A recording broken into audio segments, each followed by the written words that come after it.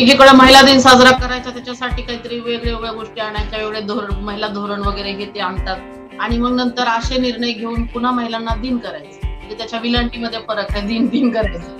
तर ते तशा पद्धतीचा तो निर्णय आहे सरकारकडून. महिलांच्या बाबतीत आता नुकताच म्हणजे देशभरामध्ये जागतिक महिला दिन साजरा केला जगामध्ये. एकीकडे महिला दिन साजरा करायचा त्याच्यासाठी काहीतरी वेगळ्या गोष्टी आणायच्या, वेगळे धोरण, महिला धोरण वगैरे हे ते आणतात आणि मग नंतर असे निर्णय घेऊन पुन्हा महिलांना दिन करायचं, म्हणजे त्याच्या विलंटीमध्ये फरक आहे, दिन करायचं. तर ते तशा पद्धतीचा तो निर्णय आहे. कारण की त्यांनी तो निर्णय म्हणजे किंवा ती अधिसूचना जारी करायची काही गरजच नव्हती तशा पद्धतीची. कारण ज्या महिलांचे घटस्फोट झालेले असतात त्यांच्याकडे ऑलरेडी कोर्टाचं सर्टिफिकेट असतं, प्रमाणपत्र असतं आणि बापाचं नाव आडनाव लावण्यासाठी बापाची परवानगी तर ते, कारण ते रक्ताचं नातं असतं त्याच्यामुळे ते वडिलांचं नाव महिला वापरत असतात.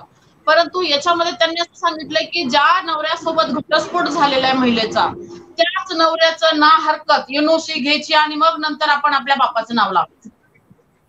आपलं पुढचं असं म्हणणं आहे किंवा ठीक आहे, घटस्फोटित महिलांसाठी तुम्ही अशा पद्धतीची अधिसूचना काढताय, परंतु आता आमच्या मराठवाड्यामध्ये 14,000च्या आसपास महिला ह्या परित्यक्तात, एकल आहेत, सिंगल आहेत. त्याच्यामध्ये कितीतरी महिला ज्या एमएनटी आहेत, ज्यांनी नवऱ्याला टाकून दिलेला आहे, ज्यांचे घटस्फोट न होता त्या सिंगल आहेत, म्हणजे अशाच राहिलेल्या आहेत परित्यक्ता म्हणून. या महिलांचे सर्टिफिकेट म्हणजे कुणाचं घ्यायचं, त्यांनी त्या ह्याच्यावर प्रमाणपत्रावर सही कुणाची घ्यायची, कोण देणार आहे? आणि जर परित्यक्ता राहून समजा माझ्या महिलेचा घटस्फोट नाही झाला, परंतु नवऱ्याच्या पासून मी वेगळी झाली, कारण हल्ली नवरे घटस्फोट पण देत नाहीत लवकर, म्हणून महिला आणि पुरुष असेच वेगवेगळे पण राहतात. अशा वेळेस आधी सूचना जर असेल की बाबा त्या नवऱ्याचं सर्टिफिकेट पाहिजे किंवा एनओसी पाहिजे, तो देऊ शकतो का?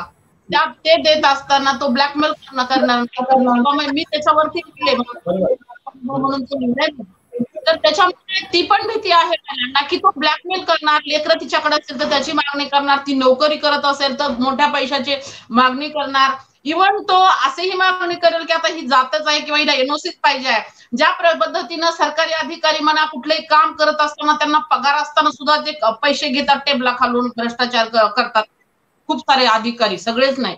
परंतु मग तशाच पद्धतीनं हे नवरे ज्यांचे आपल्याला एनओसी पाहिजे ते सुद्धा म्हणतील एकदा माझ्यासोबत असं कर, मला सुख दे, शारीरिक सुख दे, मग मी तुला हे देईल, मग ते लेकराचं हे आहे तर मग मी पोटगी बंद करील, त्याच्यावरती तुम्हाला लिहून दे मग की मला पोटगी नको, यांची एनओसी पाहिजे. तर ह्या अशा पद्धतीने त्यांचा आर्थिक छळ होऊ शकतो, त्यांचा मानसिक छळ होऊ शकतो, त्यांचा लैंगिक छळ सुद्धा होऊ शकतो. तर हे कुठंतरी चुकीचं आहे असं मला वाटतं. हा अनुभव आहे. आणि परित्यक्ता महिलांच्या बाबतीत बोलतच नाहीत, म्हणजे महाराष्ट्र सरकार पण बोलत नाही, केंद्र सरकार पण बोलत नाही, त्यांच्या बाबतीत त्यांचं काहीच नाहीये. त्याच्यामुळे मला असं वाटतं की ही अधिसूचना जी आहे तर ही अत्यंत चुकीची आहे.